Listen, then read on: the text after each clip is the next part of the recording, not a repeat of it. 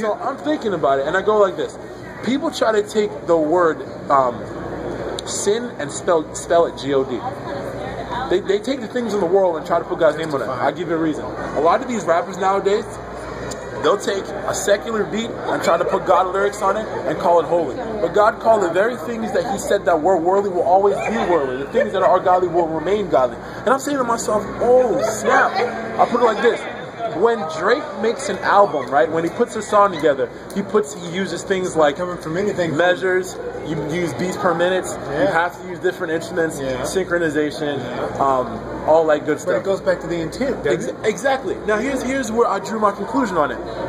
The same principle governs both Christian and secular music, because if you take a drum set, a bass, guitars, keys, and a synthesizer, and you put them all together, you can do the same for a musical track that's secular as you would for a Christian track. Okay. You know what the difference is? The heart behind it, the intention, the purpose. Because all you'll do is just simply listen to music that'll fall on deaf ears. But if you notice, the worship music that comes out of this, the very believer that speaks, will change the heart of people. You don't find secular music that's changing the hearts of people.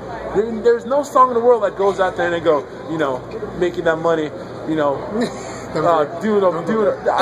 all that does not move the heart of a person, it moves the flesh. So you're saying there's God inspired and world inspired. And all using the same principle. Now I'll give you another example.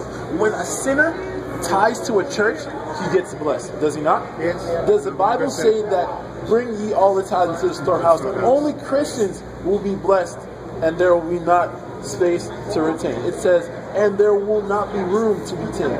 Christian or non-Christian. The whole point is God's principle. His word does not lie. It comes down to simply understanding where you stand between him and you. Now, I'm not saying that a Christian man cannot, a non-Christian man cannot receive God through that. But God is not no respect to person. He's not going to say, I'm going to bless you, but I'm not going to bless you. Here's another thing for you.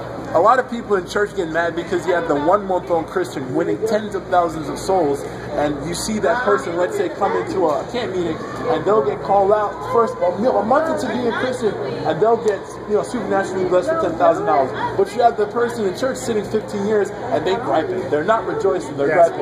Why is it that that person's been in church for a month, and I can't get that, and I've been in church 15 years? That is what I call the attitude of the older brother.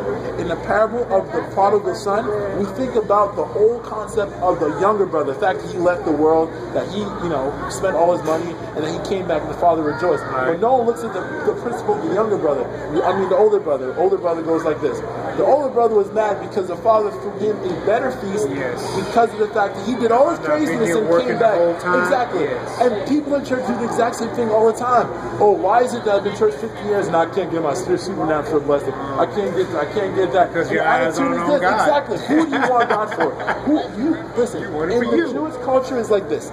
When a son receives an inheritance, it's only because the father is dead. The fact that the younger son wanted his inheritance from the father was simply saying to Father, I wish you were dead so I can have what is mine. This is wrong. Yeah. And every time people look at the situations in life and they constantly think of all the things that they could get, it's they want God for what they can receive, not for who he is. Now, my question is, do you want God for who he is or what you're going to receive from him? Everybody wants God to respond like a magician. Father, I want that BMW 375. Oh, there it is. You know, and you know, they expect to work like, no. God is showing you more things. That's why faith is so important. Because if you don't have faith to activate those same things you're believing for, when they happen, you're going to act surprised.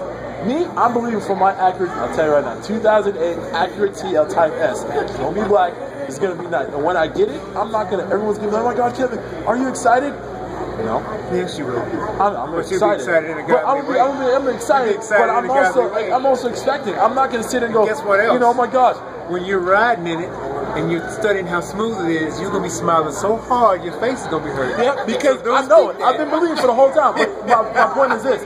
I'm not going to be excited because I'm not going to say, oh my gosh, I can't believe it's happening. It's more of I'm already expecting it. I'm waiting for it to happen. When it happens, I'm just like, all right. It's about time. You know, I've been waiting 3.5 years for you. You know, now you're in my driveway. Hallelujah, praise God. I'm going to do my victory lap around my block. There we go. With my car. Hallelujah, praising God as I go around. There we go. But I'm already expecting. People don't come expecting. They just kind of, Well, if it happens, it does. Pastor That's Daniel not talks all the true time. You know, they just pray, well, if it's the Lord's will, I guess I shall have it. If it's the Lord's will. Man, you got to speak that thing into existence Declare and and allow decree. that thing to be exactly as if it were in front of you right now. Declare and decree. I'm done. What's the testimony? Going?